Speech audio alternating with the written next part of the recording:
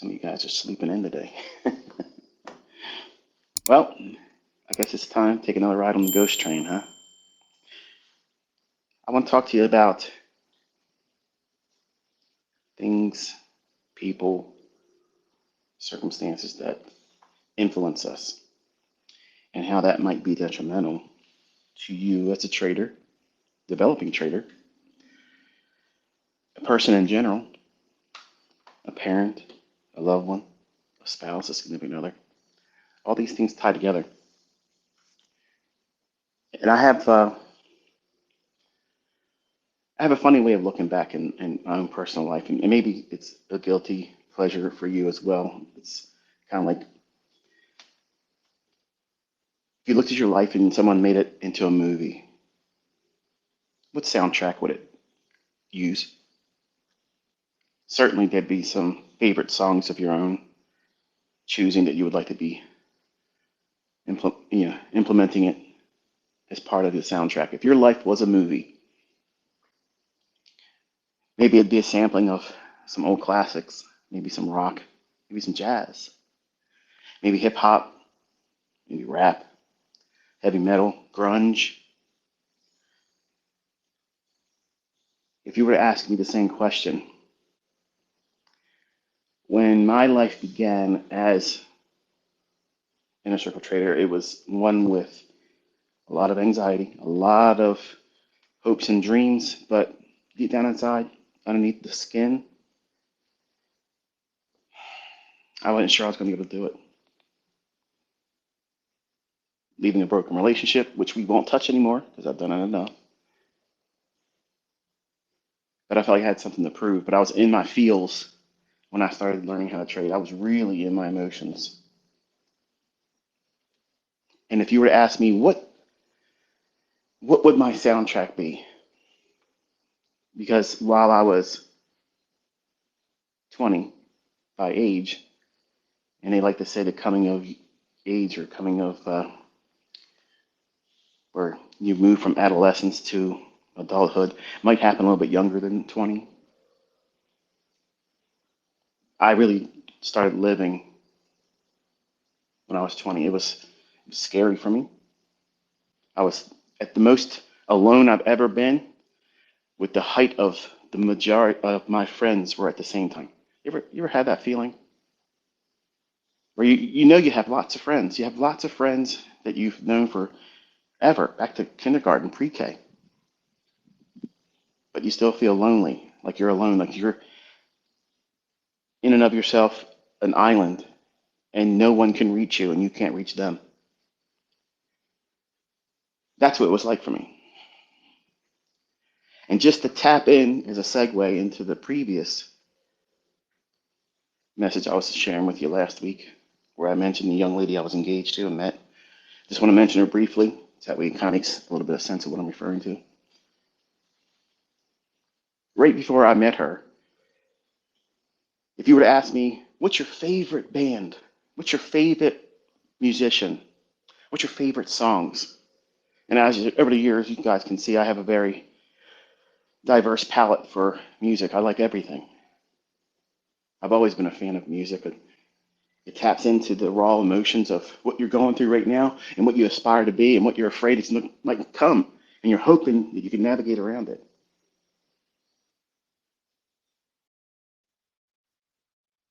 For me, it's Count. If there was one album that I could play for the rest of my life every single day and never get tired of it, it's August and Everything After.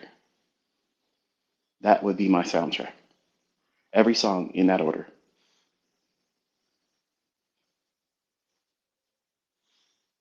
You're going to have a lot of innuendos if you've ever listened to that band or even know what that album's about. I have a I have a guilty pleasure of thinking to myself, somehow Adam was in some kind of a sync with me at that time, Adam, the lead singer, when he composed all those songs. Because if there was any album, any song, any songwriter that ever tapped into how I was feeling and what I was going through, that man did it. Every lyric in every one of those songs mean something to me. I have a memory attached to every single one of them. And when I met Shannon, go in the list of those songs. And that's exactly what that whirlwind relationship, romance, engagement, the whole thing was just like that, in that order. And I felt like the Rain King when I was around her. I felt like I deserved a little more. I deserved to be in the service of the Queen. And I made it rain every week for her. And she was a critical facet to me healing.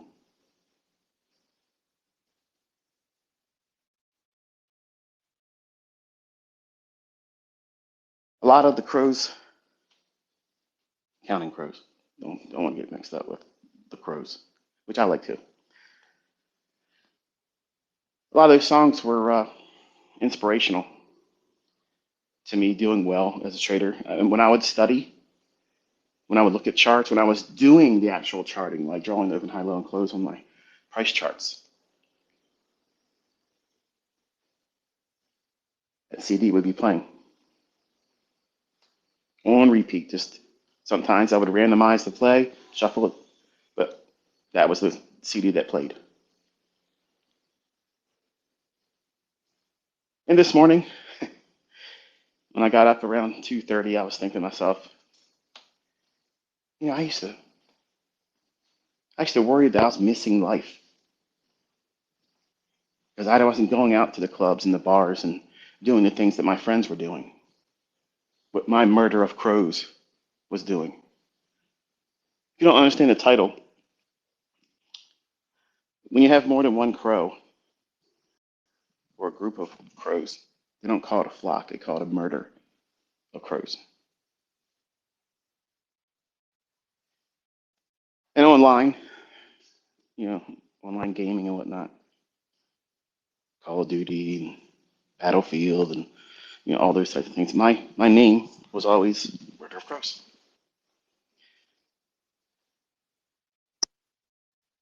So that had a huge impact on me. And if there was a montage and my life was a movie, there would be Counting Crows songs playing. And there I am, bent over the charts, drawing the open, high, low, and close, sweat on my brow, worrying about the outcome. Silly, I know. But that's the kind of stuff you have to do. You have to romanticize yourself and what you're going through to get through it. Men can really resonate with that. They may not be admitting it in the presence of other people, but deep down underneath the skin, they know what I just said is true for them too. And with Shannon, I had the opportunity to be free. I let that bird underneath my skin that was nesting come out and spread its wings. And I shared the things that I would draw and write and my passions and where my direction in life was really aiming for. And I felt like she was going to be a part of it. So therefore, it was like rocket fuel. So I had a very encouraging member of my murder of crows in her. But the rest of the murder were not so. And because it was so good being around her, it blinded me to the negative, toxic relationships I had in others around me who I loved. Genuinely, brotherly love. And some of them stabbed me in the back. And I thought about that this morning when I woke up. I was sitting in our morning room, looking at the glowing lights of the deer's eyeballs as they look over the cars that pass through. I'm thinking to myself, years ago, all my friends were hopefully trying to make it home about this time from the bars and the clubs. And I was up reading, studying, looking at lines on a graph, and praying that these things were going to lead me to a lifestyle that I wouldn't regret not doing those things with them.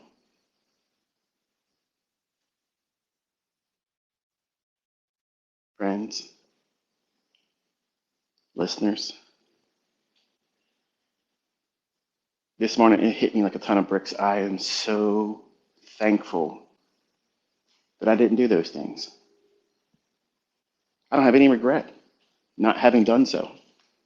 I don't have any regret for pruning all of the toxic relationships and friendships that were really not friendships. They were holding me back. I can be honest with you and tell you my high school best friend, Larry, who we're not friends with each other anymore, a lot of the things I did in my early trading career, I was trying to trade and make big money to impress him. It was stupid. It was dumb.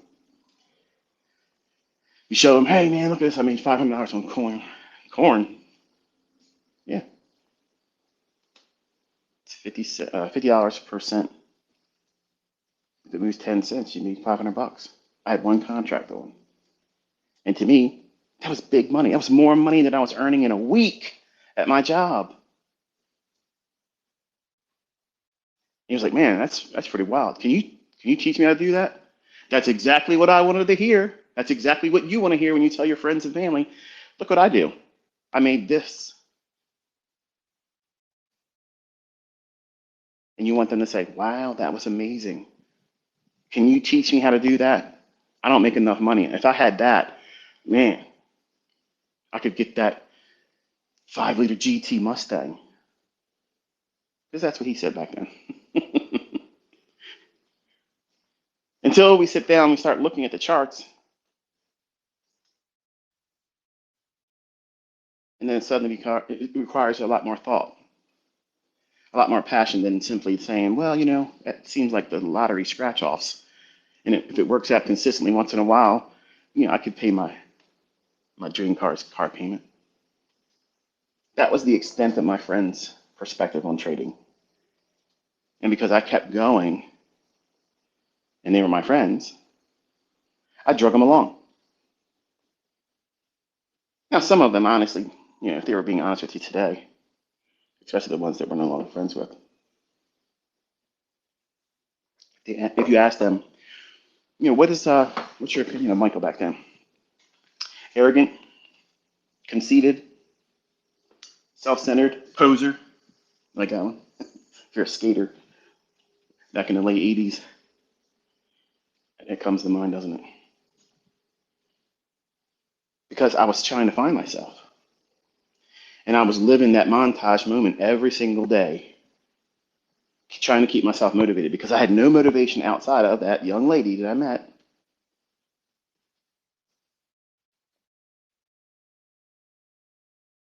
So I started taking some inventory in friends and people that hung around me. And I started doing really well. And they were benefiting by being friends with me, associates more or less. And I started pruning them, stopped returning their phone calls, not returning their requests to hang out.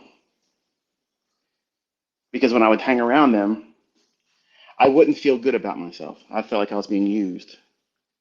And some of you right now might have that going on right now, and you're too afraid to prune it from your life because you don't want anybody to think that you're bad or you're not a good friend. When chances are you've probably been the better friend all along. You would probably bend over backwards to help the people that are around you that don't have any support structure for you, but you would gladly bend over backwards to do the same for them that you expect from them. The fact that you're pouring any amount of time and energy into improving yourself is a testimony that's really who you are. Some of you might say, I wouldn't do that. You would. If you have friends that you love, you would. But if the shoe's on the other foot, they wouldn't do the same for you. And unfortunately, I had friends, and I say that loosely, like that. And it became a deterrent to me doing well. It was influential in the sense that I wanted to do things just to rub their nose in it. Because some of them, albeit dating back to pre-K, I mean, it's before kindergarten, friends with them, and they would look at me cockeyed when I'd say, I'm going to make enough to buy a house cash in one trade. Now, saying that in 1993 didn't make any sense to anyone that I was raised as, remember, I came from a place that no longer exists, was referred to as Cardboard City, Villa Gardens. It literally was the lowest income housing, the cheapest building structure you could ever have. That's what ICT grew up in. So I tasted all of that poverty type stuff. I used to be on welfare. I had to go to the store and give food stamps to get milk and bread. And because I was raised on it, I wasn't embarrassed. I just figured that's how everything was. And as I grew up, my murder of crows, the part of the flock, the birds of a feather flock together, I was a little bit different. I was a little bit different. Slowly, I was the one that was the team captain everybody wanted to be on the side of. And I wasn't even good at sports, but I was influential. I would tell everybody when they had an idea, that's exactly what you should be doing right now. That's what I loved about Shannon because that's who I wanted to be as a person. I wanted to be an encourager because I wanted to be reciprocated with other people around me. And I wanted to be around a murder of crows with like minded goals, aspirations. Never have a limiting perspective. But I didn't have that in the murder of crows and friends I had growing up. I had doubters, I had lazy people, underachievers, dropouts from school, weed heads. And sad to say, a lot of them aren't even living anymore. Those that are have been married several different times, broken homes, in and out of jail several times. And you probably can relate. You know some people like that when you grew up with them. Now, not all of them are like that, mind you, but the majority of them are. And then ones that didn't do very well in life, they were the ones that doubted me most. And right now, you are in that August and everything after moment in your career. You're just now learning. You're just now tapping into, wow, this is an opportunity for me. I've never thought about doing this before. And you have other people around you that are basically your murder of crows. Like the expression is, birds of a feather flock together. And I didn't flock with them. They flocked with me. And as I gained more in financial stability, I could afford more things. My generosity allowed them to have the things that I was doing. When we went to the movies, I paid for everybody. Everything, drinks, popcorn, snacks, whatever. And after that, we went bowling, shooting pool, whatever we did, I paid for it. Now, in today's terms, it wasn't that much money. But back then, I was money bags. I was Rockefeller. And eventually I got to the point where I wanted to do that stuff because it made me feel better than them, because they made me feel less than I really was. And that's how a toxic relationship is balanced. Instead of letting go, you stay attached to it. And that has a detrimental effect on you as a trader because you're going to be thinking about external things as reasons to do something. Well, there really isn't a setup in the charts right now, but you know who I haven't really impressed in a long time? Kim.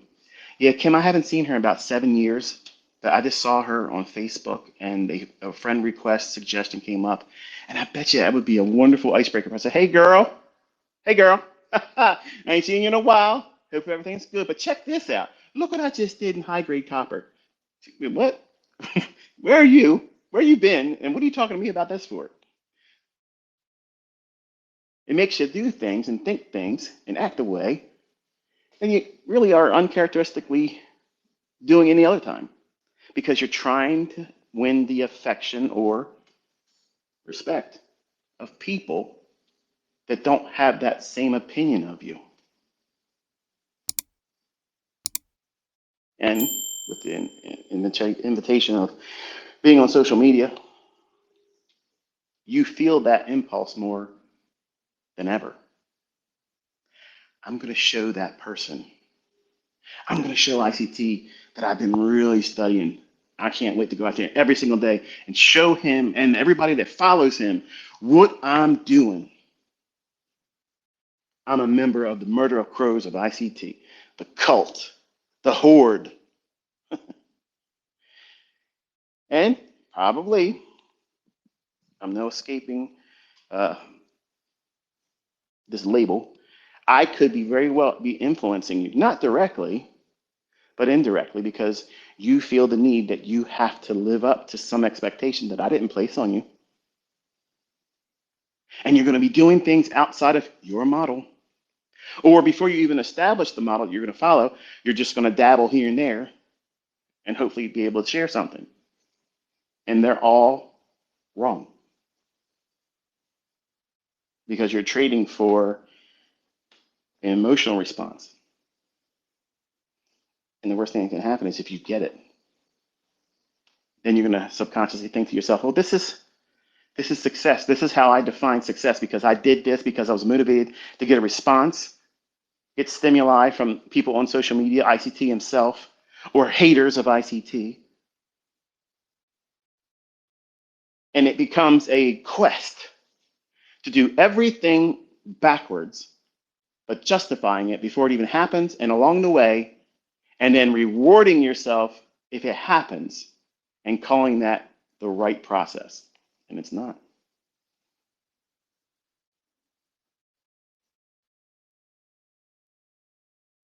Who's in your murder of crows? Who among your friends and family that you've been tight with up until this very moment, who are the ones that you really wish you had the courage to say, I just don't want to be around them anymore, and I'm going to politely excuse myself from their presence? You know who they are. It might be one, for others, it might be many. But I can tell you, if you're a young man, this is something you want to really put some thought into. Because when you hang around certain people, again, like the expression says, birds of a feather, it means they're all there on a common idea. They flock together. I like ICT concepts, but I don't like ICT. Well, there's a faction of people out there like that. There's a faction out there that are meanies, like maniacs, like everything. They want to know what my kitchen drawers look like and how my utilities and my uh, house arranged and what's my circuit board and my everything for my house and what kind of interior do my cars have and what kind of underwear do I wear? And I'm not making things up. These are actual questions I get. Like that's fanatic. That's unhealthy. Now I get it. Don't get me wrong. In 1995, I thought to myself, I wonder what Larry Williams' house looks like inside. I wonder, does he have like common furniture like everybody else would go and get, or does he have elaborate sculptures and things like that? Yeah, I guess in a way, it's human nature to think that kind of stuff, but we can take it to an extreme.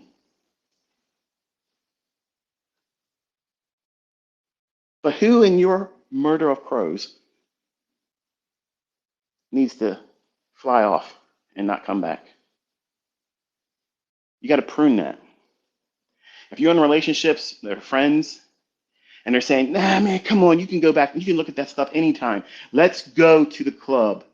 Let's blow all of our money that we worked all week for, trying to get a score with somebody that you don't even know, or what they're carrying, or if they're even worth being with. I'm going to go so far as to say this, gentlemen, you're not finding your wife in the club. And ladies, you're not finding your husband in the club. But you are finding that right now moment that tells you you're worth something. They're attracted to me. Yeah, baby, look at me. Dressed to the nines. I'm on it tonight. Look at me. Everybody's going to recognize me tonight.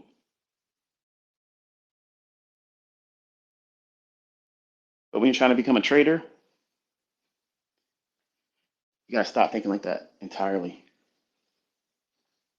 You got to put walls up. You got to guard your mind. You got to keep outward stimuli away from you, only letting in the good. You got to filter constantly, especially today. I don't think personally. No, I know, absolutely. Now, I'm going to be completely honest with you. I don't think I would have been able to be who I am today if social media, as it is today, was like it is in 1992. Now, mind you, we had America Online, we had message boards, but sometimes you had to wait a whole day before somebody responded because everybody was in everybody else's message board. But right now, everyone has the power of the tongue by pressing some keys. And they can flatter you and tell you, you are amazing. Look at you. I want to be what you are right now. I wish I could obtain what you have. I wish I could trade just like you. I wish I could trade as long as you hold your trades. I wish I could get in and get out like you. Your precision is unrivaled. And that same person that can have such a glowing comment about one person can turn around and tear the other person's throat out by saying, you are worthless scum. And I can tell you honestly, I'm like Teflon now. There ain't a person out there that can say anything to me and I'm going to get upset about it because I've arrived. I've been here for a long time. And it's a sport for me. But I could never have done that in 1992, 93, and 94. I would have been destroyed by the least of my trolls today then. That's how fragile I was. I was frail, easily destroyed. I had no confidence. I had passion, I had drive. But my own friends, my murder of crows did not have any support structure for me. Think about who your murder of crows is on social media. Who do you hang around with? What influencers did you support? How do you behave around the other ones that is part of your clique, your flock, your murder of crows? Chances are, if you're honest, you probably think to yourself, you know what, I probably should have never said what I said. But I was just trying to get a rise out of one of my friends who said something about this person, and then they said it because you want to jump in and be a part of it too. Because hey, the flock's got to stick together, right? Birds of a feather.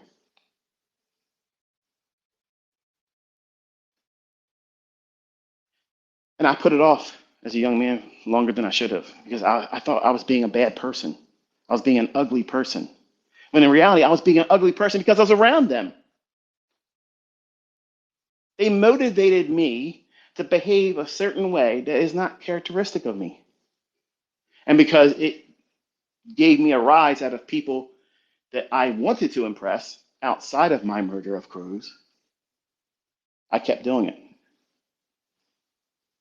I was getting a reward stimuli for doing things that I shouldn't have been doing. Kind of like drug addiction, right?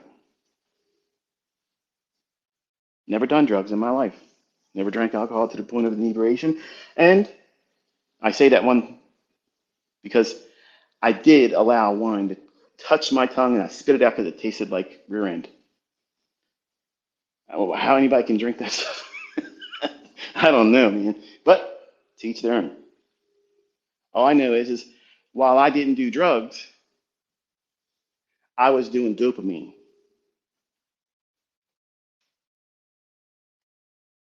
As a 20-year-old, 21-year-old, 22-year-old, 23-year-old, 24-year-old, 25-year-old, my life was all about getting the stimuli from other people. What could I do today, materialistically, to get a rise out of other people? And none of it was ever worth it. Everything I built up in my mind that, hey, this is going to really knock their socks off. Well, now I don't like this car. I only bought this car because everybody on the message board said this was the car that everybody needs to get. The ZR1.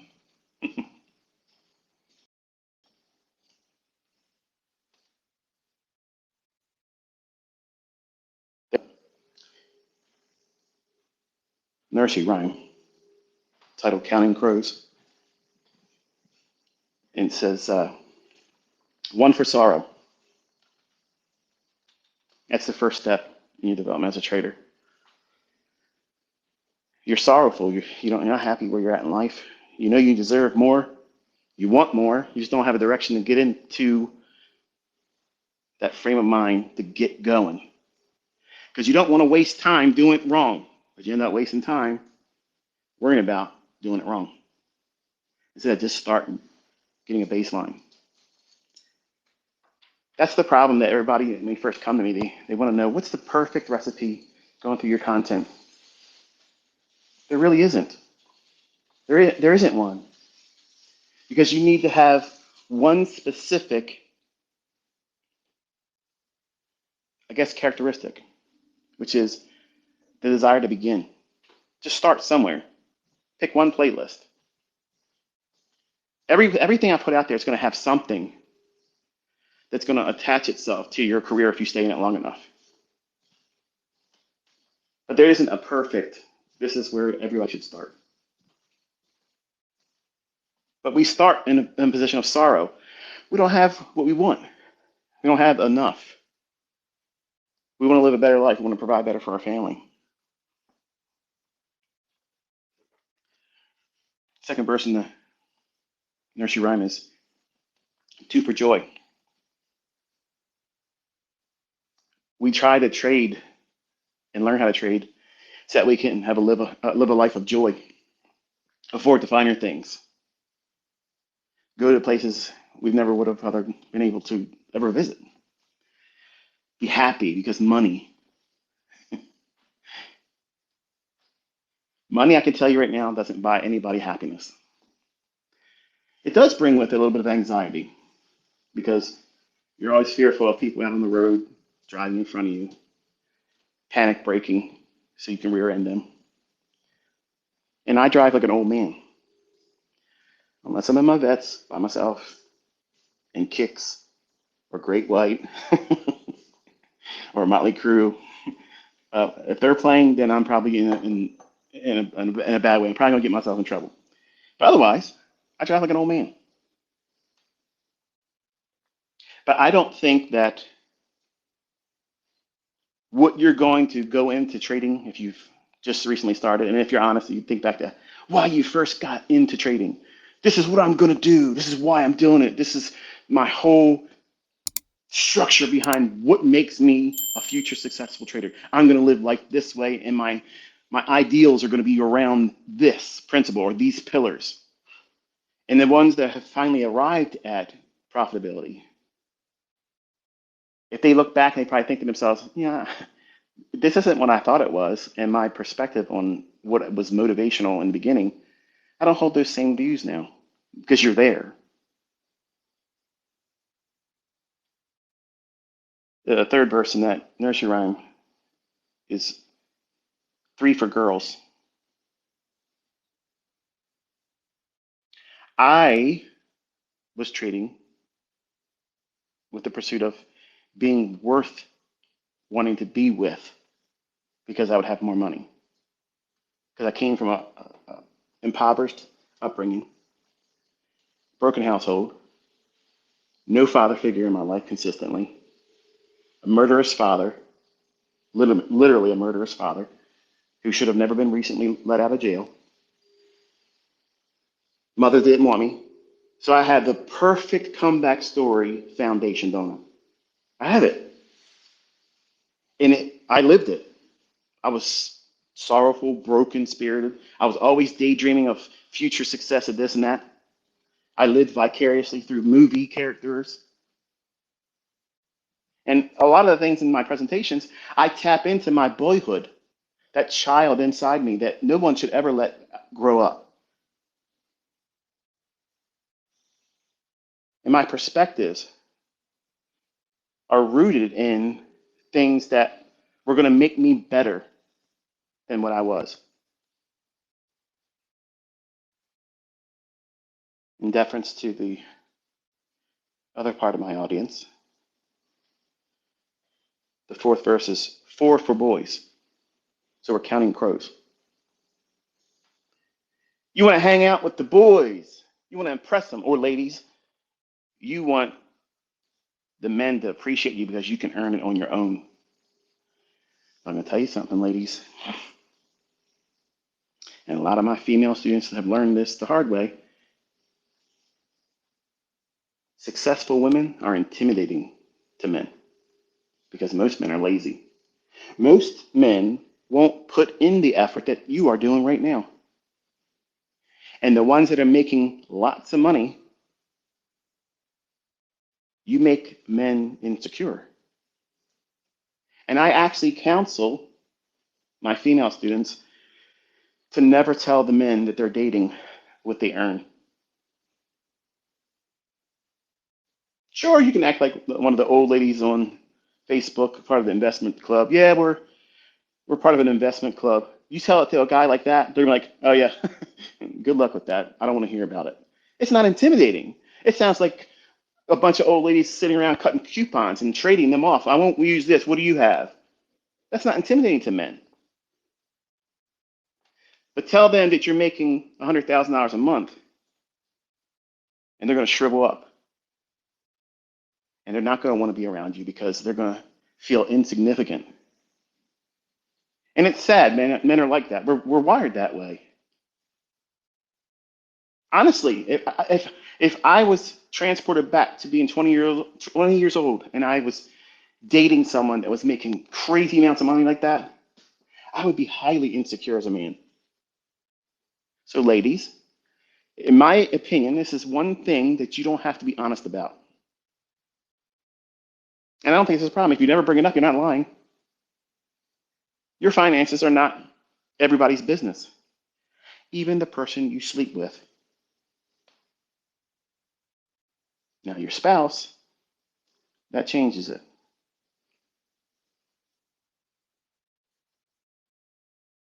But all of these factors, as we count through these crows, they're all influential.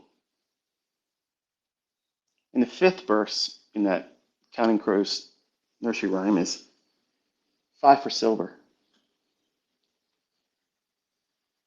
To me, I interpret that as, well, if I don't get everything I want out of life, this is what I hope I at least get. Like second place. If I get this, then at least I can say it was worth it. That's plan B. There's no plan B. If you go in thinking to yourself, well, this is the consolation prize, this is the participation award for me at least trying, you have already limited your perspective, and your efforts are right now defined by this is all you're willing to accept.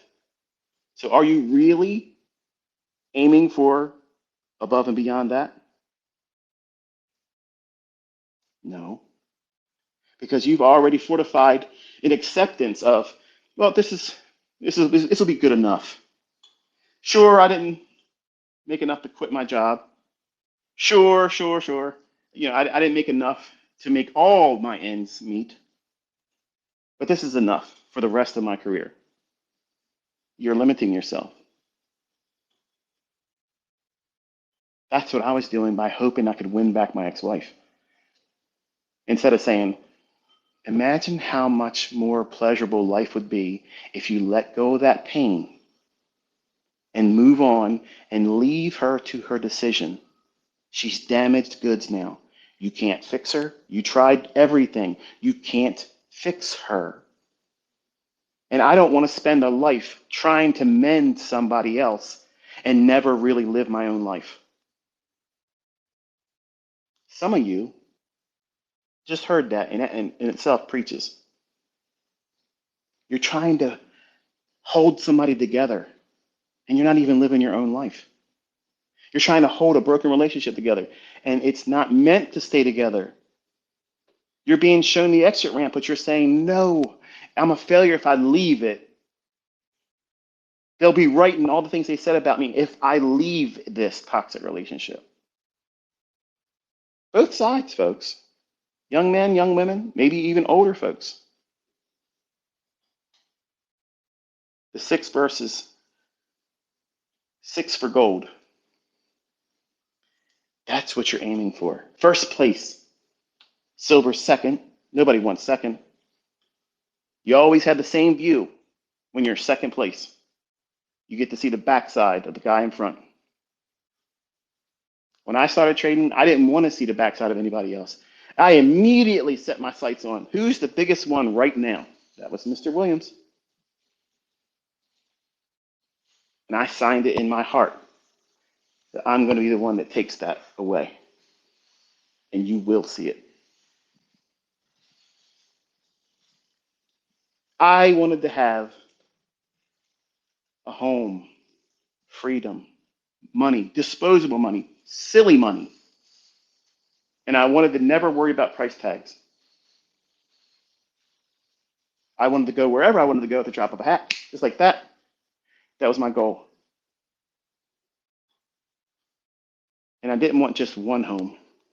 And I didn't want just one car. Because I grew up impoverished. You can tell, honestly, you can tell when people get money, how do they behave? What do they start buying?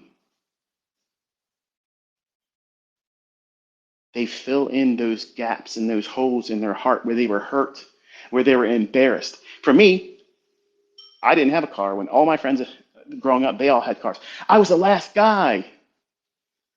I was basically the scrub that TLC talks about in their song. I don't want no scrub hanging at the passenger side of their best friend's ride, trying to holler at me. That was me.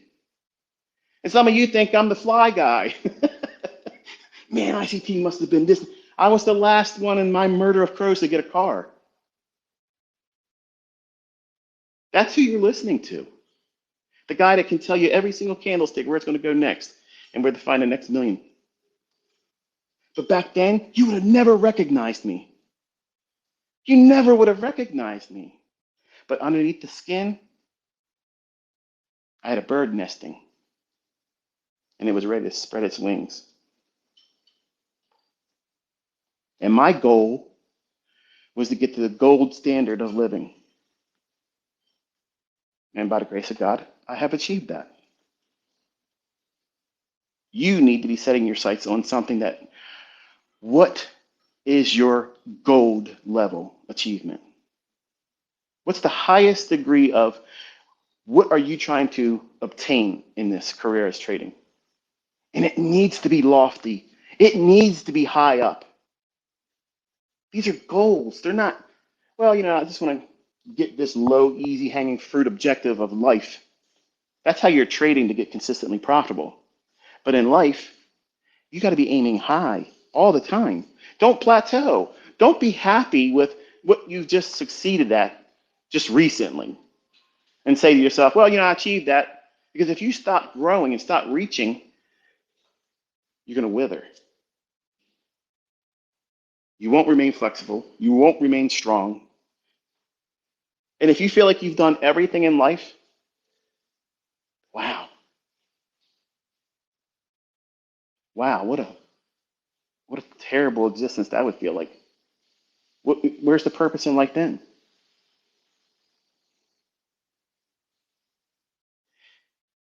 I had opinion of me being way up here in affluence, and I couldn't reach it. I couldn't reach it. until I change my perspective. God, if you allow me, then I will do this. I will share, I will teach, I will provide, I will give. You want a prayer that gets answered easy? Easily. Take yourself out of what you're asking for and make somebody else the recipient of what you're praying for. God answers those prayers. Not, God, please, please, please, please, please, please, God, let me make $100,000 payout. Please, God, I hope God uses ICT to teach me how to be a six-figure trader. I honestly believe, I mean this wholeheartedly, I don't believe God's in the business of answering ICT-laced prayers like that. Okay, I'm quite certain that he's not thrilled to hear my name come up that many times, number one. Two, you're making it about you. You're being a toxic member of your murder of crows, and you don't even realize it. You're being selfish, self-centered, which brings us to crow number 7. 7 for a secret, never to be told. For me, for the longest time, I hid the difficulty that I had to endure learning all this stuff. When my friends would say, man, look at this guy. He does this. Man, this guy just made $30,000 last week trading soybeans. And they were like, what is a soybean? I was like, yeah, that's right. That's right. I did that. Y'all, wait till you see what I'm doing in lean hogs. Lean hogs. Yeah, man.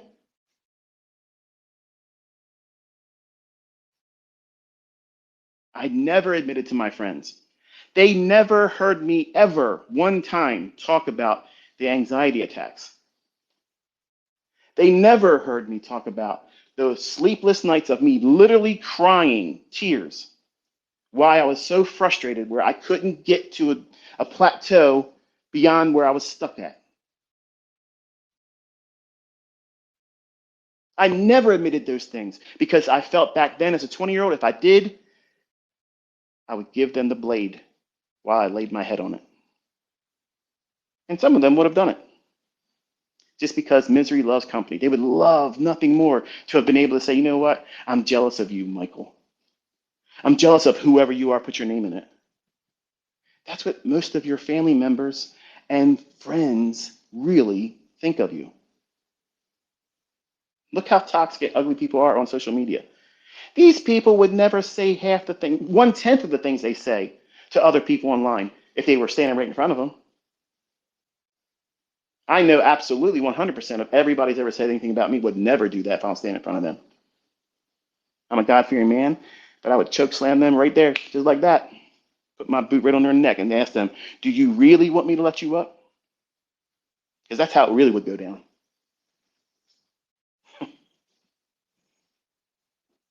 But you have a secret. And if you don't have one now, you're going to get one coming up as a trader. It's the things that you failed at most doing it. A secret that'll never be told. And guess what happens when you let that out? Guess what happens when you stop guarding that and hiding it inside yourself and just say, this is what I used to wrestle with. This is what used to hold me back. And I have empowered it for so long by keeping it inside of my heart, causing me regret, never being content with any measure of success and growth. You got to let that out. And where do you let it out at? You start by putting it in your journal. Your journal is your future self. You're having a conversation with your future self. And you got to put that down in written word, whether you type it electronically or you do the high touch over high tech like I do. I use a pen. But you have to record that because it's therapy. It will allow you to release it, maybe altogether, not right away, but gradually you'll let it go.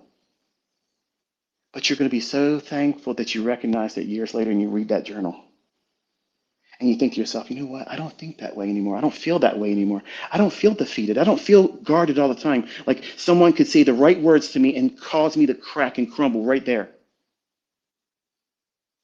because you've arrived and you stopped guarding something that's toxic. You're standing guard over something that's hurtful to you that you're holding on to, some limiting factor that you've embraced that you don't want anybody to know about. You hide that. And that's why people that have that, when they get money, they buy stuff.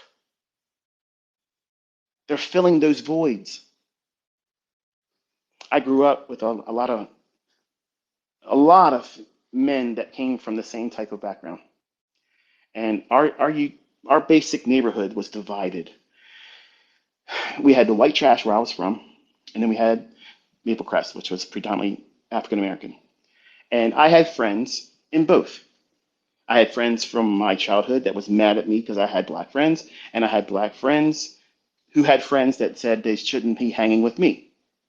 So I came from a neighborhood where they hang the Confederate flag, and that's the way it was. And that's not what I was. And I watched some of them. My real first friendship with a black friend was Alexander. This man today is a wonderful, upstanding person that literally hit every measure that I thought he would hit and well beyond. But if you heard him speak, close your eyes and heard him speak, you would never see color. You would never see race. You would hear, this young man is such a positive spirit, so encouraging. Everybody wanted to be on his team. Everybody wanted to hang out with him. And you know what? He didn't have much. He didn't come in with Jordans. He didn't come in with all the drip. It's how he carried himself. I wanted to be like Alexander. I wanted to be like him. And when breakdancing was coming up, and that came up when I was a kid, he's the one who taught me how to put the duct tape on my knees and spin on my hand and do all kinds of breakdancing stuff that right now would probably kill me if I tried to do it. We did all that stuff together. And breakdancing brought everybody together. There was no division of white, black, Asian this and Asian that. It's just everybody came together. Just like music brings everybody together.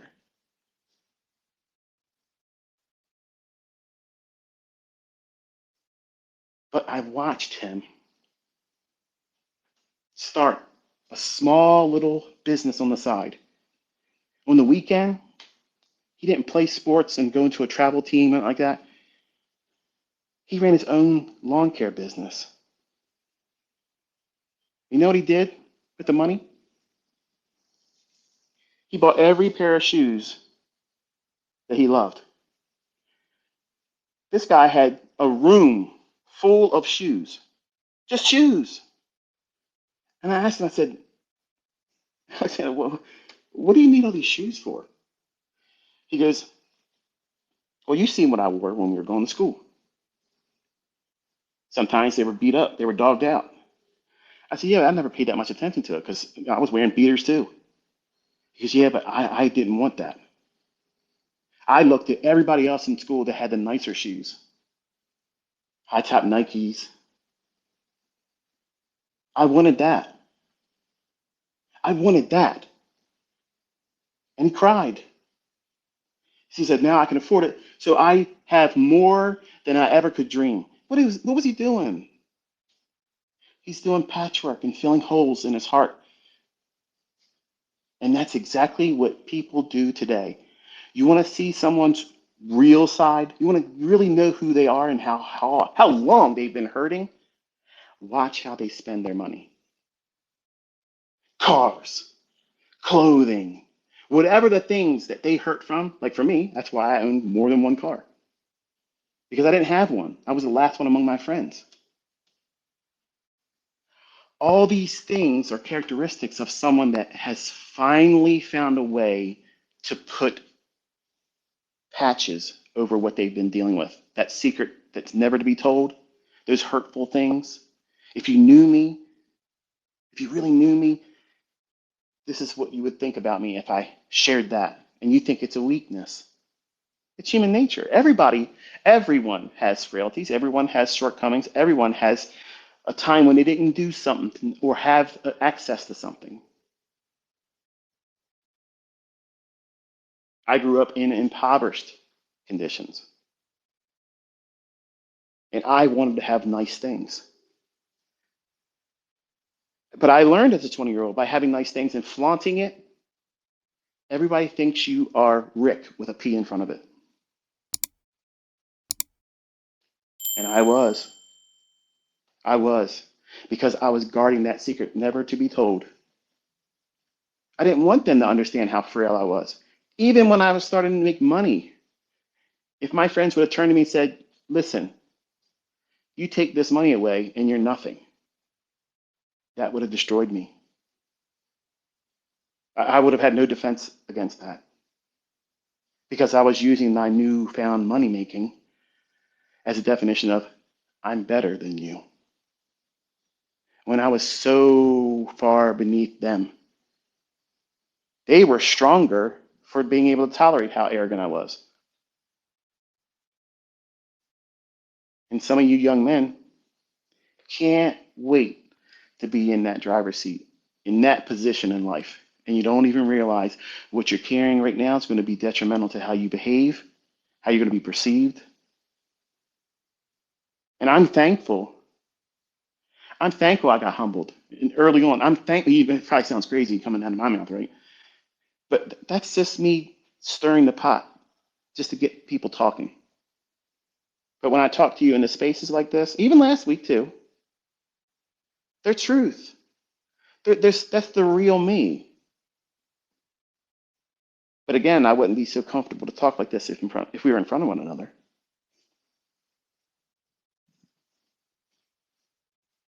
Because I still carry those things, those memories, those driving, decision making thoughts, intrusive thoughts. All of that has a lasting impression on people. They cut deep, and those wounds don't entirely heal. And the way I keep myself humble is I share them. I share those things with you. Because, number one, you need to remember that I am human. I have frailties just like you. I put my pants on the same way you do. And it hasn't always been easy. When I do things and I teach something, I show something, and I execute in front of you, that seems easy now, but it was not easy all the time. And there was many a nights where I believed that I was never going to be able to do I could have never been told that I could do what I can do today back then. Even at the height of my anxiety, conquering power of I'm able to do everything now, where nothing can go wrong now. I felt like I knew everything back then. What I have right now, I didn't even dream was possible back then. And I'm thankful God humbled me in my 20s. He did it the right way. When back then I was praying that he would change the way he was doing it. And please just let me be successful. Please just let me do it right from the first time. I don't want to make any mistakes because my family says this about me. They don't believe I'm going to do it. And I believe what they're saying is true, and I need you to change my perspective. Well, you got to be careful how you ask God to be a part of your life. I have found when you ask God for courage, he gets you in positions where you're going to be scared a lot. Because how do you develop courage? By going through something and being desensitized to it. Asking God, Lord, please give me patience. Oh, don't ask for that one. Don't ask for that one because he's going to let you have it. He's going to give you so many things pounding on you. Boom, boom, boom, boom, boom. You want to learn patience? Okay. I'm going to put you through it because there's no better way of learning something but by going through it.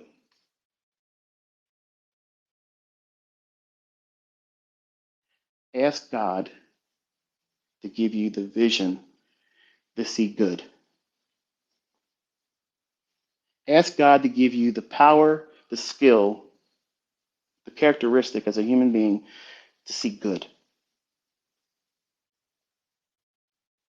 And I'm confident what he's going to do is show you everything in yourself that's wrong. Because that's what he did with me. That's exactly what he did with me. And I was embarrassed, ashamed, how I acted, how I spoke, what I thought, how I conducted myself. And if you're not careful, young men, if you get the success that you're looking for and a meteoric rise, and you have affluence, and in this industry, you get notoriety pretty quick by what you earn. If you're not careful, everybody around you will change you, and you'll become something that you never imagined. And that doesn't mean it's good.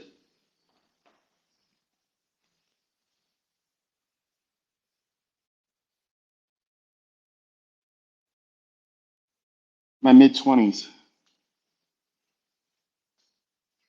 not too long after separating from the young lady I was giving attention to this week and last week, I stopped thinking about being part of a murder of crows, and I wanted to be a murder of one. That means I wasn't trying to be a bird of a feather who flocks together. I wanted to be an eagle.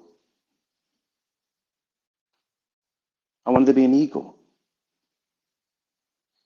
They fly higher than a crow. They fly faster than a crow. And while crows are very, very adept to being intelligent, if you ever studied a crow's intelligence and problem solving skills, it's a fascinating thing. I love crows. I've always been fascinated with crows. Growing up in Maryland, everybody grows corn around here. And you see them all the time. They come outside your door, waking you up, crowing all the time. But I loved it. I love them. But I changed my perspective to like an eagle. And here's some funny facts about eagles. Did you know that an eagle can see a quarter, a 25-cent piece in American currency? If you flip it up in the air at one end of a football field and let it fall down, have an eagle at the other end of the football field, it can see that quarter. It has telescopic vision. Did you know that? That's amazing, isn't it? But they say there's no creator. Did you know that an eagle, when it finds a mate, the female eagle will get a twig, like a small branch. It'll fly up really, really, really high. It'll circle around and wait for the male eagle to go up to where it is. And it'll basically wait for the male eagle to grab the twig that's in the claws of the female. And then it stops flapping its wings and starts free falling. And it judges the male eagle on his ability to hold on to that twig until it gets so close to the ground before it lets go. The male eagles that let go too quickly for the female, well, that's her proof that he's not the one for me. I'm not going to make babies and eaglets with this one. They're not committed enough. Now, why would an eagle do this ritual?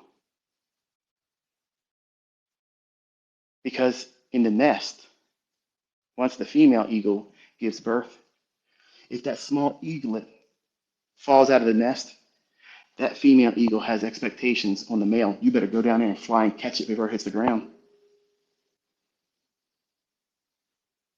And if it's going to give up before it should, that's not the right father. So she has high expectations. That's exactly what I saw in Shannon. She had high expectations, and I wanted to live up to that. See, she changed me. She was a dividing factor in my life and who I was becoming. But sadly, eagles, when they get to a certain age, or if they lose their mate, because they only have one mate for their entire life. Once they mate with one eagle, they never do it again with another. They don't romp around and find, oh, all I got to do is find someone with a twig, hang out with them a little while, show them, a carnival ride, now get me another one. That's not what they do. They only have one mate for one lifetime. That's it. That's principally oriented living, isn't it? Oh, Michael, you're talking about a bird. What's this got to do with anything? It has everything to do with how we should look at things. But when they lose their mate, they stop flying. And when they stop flying, they start walking on their claws, which they're not designed to do. And they stop using their beak, and their feathers don't hold up because they're not flying. And they go through a period called molting. And they start getting this calcium buildup on their beak, and their claws and their feet start deforming, and their feathers start to fall out. And most times when an eagle gets in that situation, they're either easily taken by a predator or they just die because they can't hunt anymore. And at that point, the eagle has to make a choice: accept its demise, or it has to do something that's very, very painful. It needs to beat its beak against a hard surface like a rock to beat the calcium off of it. It needs to start trying to fly again. And sometimes an eagle like that, other eagles that are still flying above, they notice it. And they go down and they encourage them. It's beautiful. There's documentaries out there that show it. It's a wonderful testimony of encouragement. And they fly over top of them and they drop fish to them so they can eat until they get their strength built up. They're not like hyenas who would cannibalize and just say, well, you're weak. We're just going to take you out. Eagle thinks differently. I'm not surprised why the Lord didn't use, that he used an eagle. We shall mount up like eagles. Why didn't he say crow or ostrich or buzzard? Because eagles are majestic. Eagles, the insignia of the Gospel of John.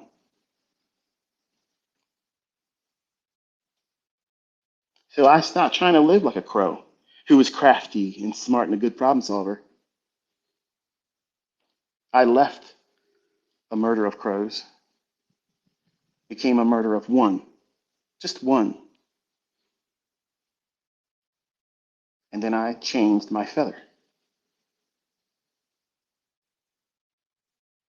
I look at life differently today. I appreciate the adversities I had. The things that you're praying to get through right now, get to it quickly. You're going to be thankful for going through it later on. It doesn't feel like that right now.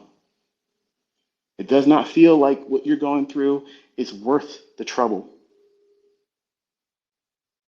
But ask anybody that's finally arrived that's doing what they thought that they could do and wanted to do, and they can make their ends meet and more.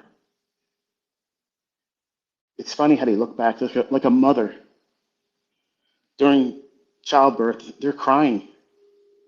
This is uncomfortable. Oh, I can't wait to get this baby out of me. I watched it happen. I'm thankful God. I'm thankful God didn't make me a woman. I don't know. That's a lot.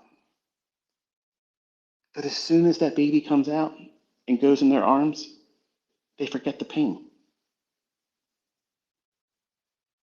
I've asked the mother of my children, like, aren't you afraid that we're getting ready to go through that process together of making a baby and you got to go through all that pain? She said, yeah, I'm not looking forward to it. But I never hear her complain about it after the baby was born. They don't think about it because the joy of the baby in their arms overshadows all that. That's exactly what it's going to be like when you arrive. That's exactly what it's going to feel like when you look back and you know what? I'm successful. It doesn't matter who didn't believe me before. It doesn't matter the pain that I put myself through. It doesn't matter all the adversities and the time limits that I placed on myself that had to keep being pushed out further and further. It doesn't matter. All that stuff, that was just growing pains. And I can look back, and you're going to be able to look back too and say, you know what? I made it bigger than it really was because it's just impatience. You want it to stop. You want the easy living. You want the easy success. And if it's easy success, it ain't worth doing. It ain't worth doing if it's easy. Would you be would you be satisfied? Would you feel successful if all I ever promised that you would earn is 100 to $200 a week? That's the best you could arrive at. And you got to that stage where, okay, yeah, he said I could do this, and now I'm doing it. Are you going to be satisfied with that? No, no. It's equivalent to me writing a book titled How to Avoid Losing Trades and Losing Market Conditions. Would you buy a book like that if it was sitting next to a book that said, All of My Best Models? I know what book you're going to buy, but you can't judge a book by its cover.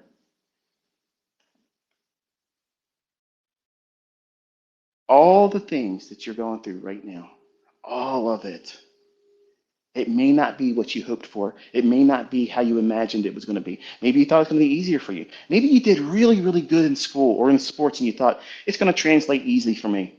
I dominated in high school sports and college sports. I was the MVP. I was the, you know, whatever. And then you discovered it's not what you thought. My uncle was just like that. Very, very academically smart. Book smart. Absolutely book smart. Failed on every occasion trying to be a trader. Except for one time, his first time trying to trade in the 80s, sugar. He made enough to buy a condominium down the Eastern Shore. For those who've been around for a long time, you know the story. I'm not going to rehash it. But never could find anything beyond that. And he resented me as his nephew because I figured it out. And he would never try to learn from me. He would make excuses and say, I'm a contrarian. If I tell him, look, this is what I've been doing for the last 30 trades, and this is how many times I did it right, and this is what I was doing. Try this, Uncle Stan. Okay. And then what's he do? He does the opposite. I'm looking for a long. I'm looking for a long in wheat, and he's trying to short it. What is he saying? I resent you. I want to prove you're wrong, and I'm right. And he told me in tears years later, sitting in my car that cost more than his house, crying tears to me, saying, I was jealous and I couldn't understand why I wanted to do this so badly and it happened easy for you. And I started crying back with him. And I said, you don't know all the nights I sat there and was quietly hiding my crying. Their bedroom was connected to my room with a closet. They could hear everything, but he couldn't hear me crying. I said, you think it was easy for me, and it wasn't. I'm thankful that he was being used by God to put these seeds in me as a young man. I didn't respect it, I didn't appreciate it, didn't even acknowledge it. But that was the hand of the Lord. And I told him, I said, I don't know why you resisted me. I had every intentions of helping you. Like I would literally spend all my time helping you if you asked me. I'm basically doing it every day. I live in your house. He said, when you moved in, the idea was for you to get on your feet and move out and not get rich. He was speaking from his heart. And I knew right then and there, I can't reach him. Jealousy, envy, and that's family. That's a man I looked up to as a father figure. And he had the power to encourage me to join college, to go in there and ace the preliminary tests and prerequisites and just ace everything. And to see him say his highest degree of aptitude was in math. And he said, I don't even know the answers to those equations. How did you do that? I said, I don't know. I've always excelled in math and science. After sixth grade, when I got introduced to coding and trading. I mean, not trading, but coding and making programs. It opened up my understanding because now finally I have something that engages me. Where prior to that, I sucked as a student. I'd be like me saying, okay, look, let's put ICT out there as quarterback or linebacker on the football team in school. I would have failed miserably. I would have failed miserably as a sports person. Couldn't do it. All of my grade school, records of aptitude sucked until sixth grade. And finally, I was engaged with something that I had an interest in. And it shot me up. It shot me up beyond the average student. And it changed my perspective and pursuits in life. And I could look back and see that transition period. And all of these transition periods you're going through right now as a developing trader, they're probably uncomfortable for you. You want to get through them faster. And you want to slow yourself down. Learn from these periods because these are when the tests are being distributed to you. What have you learned thus far? If you haven't learned anything, you're going to stay in that period longer until you learn the lessons. If you're feeling hardship or adversities, you need to be thinking, hey, what am I supposed to be learning from this? And when you dissect these periods in your time and in your growth, you're going to find that, number one, the learning is far more enjoyable and pleasurable. And you're not going to have this impatience always smothering you because you're going to trust that I know I'm in a period of transition right now. I'm going through a growing pain. And I am welcoming that. That's the attitude you should have. You should want more of that because I had lots of them. And it supercharged my learning when I stopped trying to wrestle through that stuff. When I tried to pretend that it wasn't there, that it was some kind of punishment, some kind of aptitude measurement that showed I was never going to be able to do this, when I stopped classifying it as that and looking at it through the lens of this is actually me being molded and sculpted that by hands I can't see, and I submit myself to it. What lessons would you have me to know and learn from this? That's the spirit you should have when you journal, not vilify yourself or vilify the conditions that you're going through. When you have these things that are impacting your growth and your development, and you're constantly doing a measurement and a baseline evaluation of growth and what you're learning from it by journaling, you're doing the best that you could ever do. You're documenting it. So that means you're going to have a means of being able to, number one, look back and see exactly when and how you changed. Because you're not going to remember everything. Think about all the trades that you've taken. Can you remember what the worst five of them were? What your entry price was? What was your position sizing? What was your stop loss? I know mine. I know mine. I know my five best trades. I know what my leverage was. I know what month contract I was trading, and I know how many contracts I was trading. And I know my entry price and my stop losses. They were meaningful things to me. I celebrated those a lot. A lot. And on American Line, I bragged about it. I bragged, baby. I was like, this is who I am.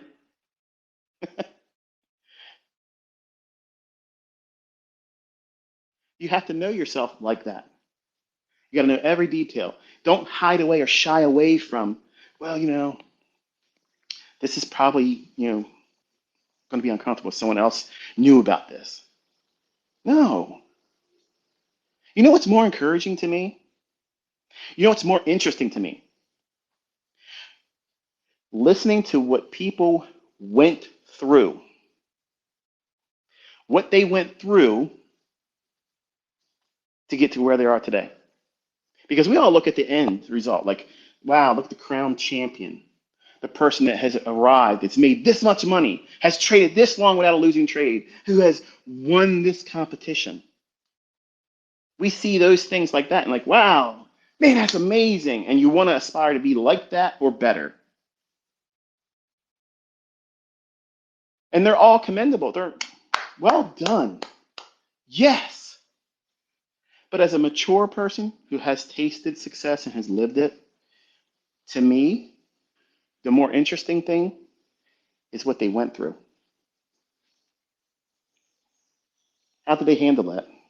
How did they handle the tug of wars of back and forth? Sometimes not feeling like they're ever going to get it.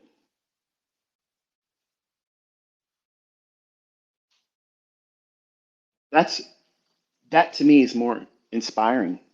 That to me is more of a testimony than what you acquired or what level you obtained.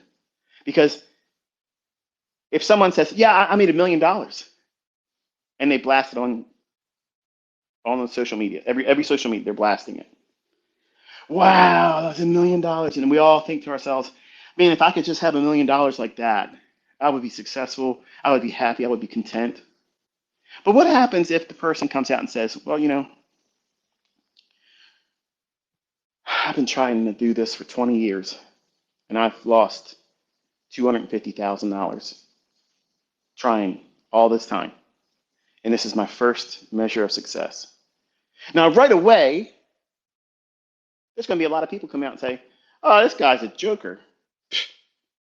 See, he's a fraud. He's a clown. He can't really do it. He looking took him this long." And these are people that don't even have a winning trade ever, never even have a live account, and can't pass these prop firm challenges, but they're the ones that are opinionated.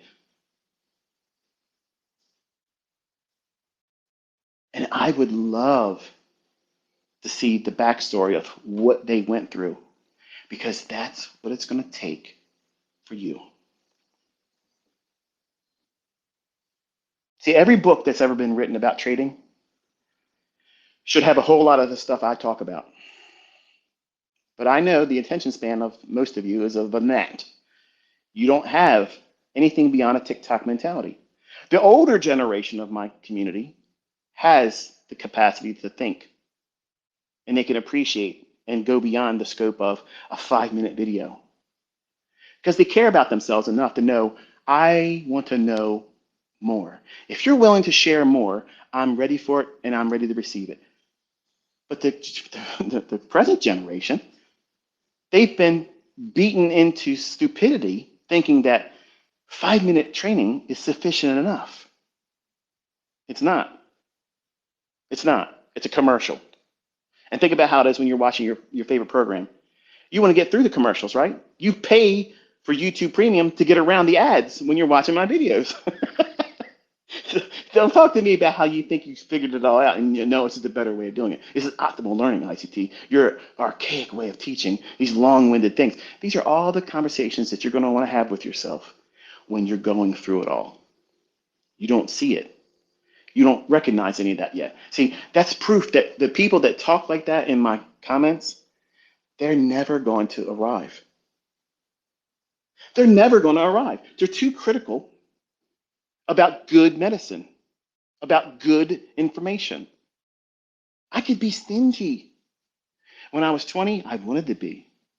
I was never going to share anything of my best stuff. Never. And that changed real quick when he said, "Is that really what you're going to do?" And I couldn't do anything right. My heavens were like brass. Every prayer denied, every trade denied. Loss, loss, loss, loss, loss. Until I changed my perspective. And it wasn't about me. I said, use me as an instrument and allow me to point right back to you. And if you give me this, I will do that.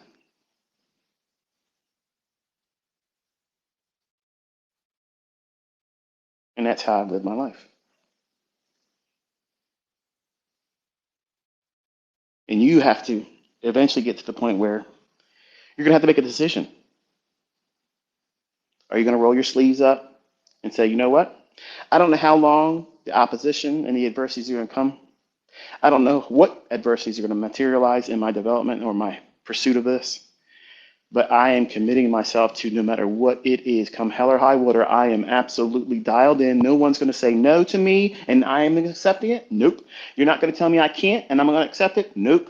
You're not going to tell me it ain't from me or ain't mine. Nope, it's mine. That's how it has to be. All you're doing is expecting a deferred payment that's coming to you. That success in the future, you own it. It's nothing short of what you do when you buy a magazine subscription. You pay for it in advance. You're paying for it, but you get it deferred, delivered later on. You ever think about it like that? I can't wait to get the summer edition of Sports Illustrated when they do the swimsuit edition. You know what I'm talking about, man. But you paid for it in the beginning of the year. So that way, that subscription comes to you at a later time. You got patience to wait for that, don't you? You spent good, hard-earned money for these subscriptions. You have cable TV, the equivalent thereof. You pay the bill for the next month's ability to watch the programs, the games. I got all access. Like now, you would think I'm a sports fan. I have every channel, every game that you could ever watch at my disposal, any time I want, and I never do it. I don't know why. I just whatever channel because I'm afraid if one of my friends do visit, they're like, "Hey, can we watch?" And I would be embarrassed if I couldn't pull it up. So that's why I've been for every year as an adult, I've paid for programming that I never watch. Am I hurting for it? Am I not able to make my bills because of that? Nope. But as a 20-year-old, that would make no sense to me. Some of you are thinking, well, why that's a waste of money? No, it's not. It gives me peace of mind. It doesn't cost me anything. My programming in TV programming is a write-off for me. I don't care about what it costs me for that stuff because I use the information that comes through CNBC. I can write that off. It pipes into my office. I use it for information, so therefore it's a resource and tool. So I don't care what it costs me. Sure. I can watch that same access in my theater and watch John Wick blaze through a bunch of men with lots of fireworks and such. That's the perks of being a businessman. But you have to change the way you think about things right now. If you've been beating yourself up or saying, this doesn't happen fast enough for me. This isn't working out for me like I hoped it would. You gotta remember, everybody that ever arrives doesn't do it overnight. And many of them have guarded that secret that's never to be told, which was the hardship it took for them to go through it. And that's why I have a great admiration, a great deal of respect for the people that come forward and say, you know what? It took longer than I thought. It was extremely hard for me to trust that what I was doing was going to pan out for me, but I stuck to it. That that is someone you listen to. That is someone you subscribe to. That's someone that has a voice that's worth listening to. Because anybody that comes out there and says they're the best and it was easy for them, it was nothing for me to do this. They are fabricated, they're liars, and they're probably mimicking someone else's successful. And I'm hoping that you and my audience could appreciate that it took you some real effort to get to it. That it was not easy. So that way, when you do arrive, it feels really good. And that's not arrogance. That's not pride. It's accomplishment. The Lord says that you're more than an overcomer. Does that mean that you shouldn't feel good when you overcome something? No, it means that you should expect that you're going to overcome it. Pursue it, chase it down, take it by force. Don't sit back quietly reserving yourself to whatever happens, I'm just going to accept it the way it comes to me. Wrong, wrong.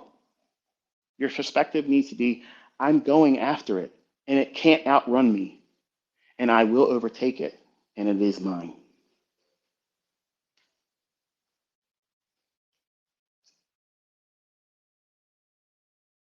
Maybe this doesn't maybe this doesn't do it for you today. Maybe this is not what you're expecting. Maybe you wanted to hear stone cold ICT like last week. Maybe that's what you're hoping for.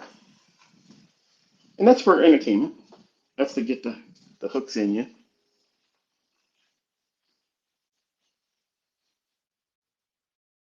But once you hear, and I have your ear, this is how I talk to you. This is how I encourage you. Because this is what matters most. These are the lessons that are going to stick with you.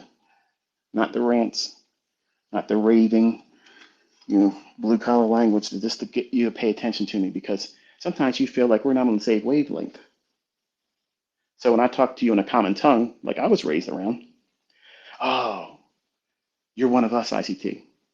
No, no, you're becoming one of me.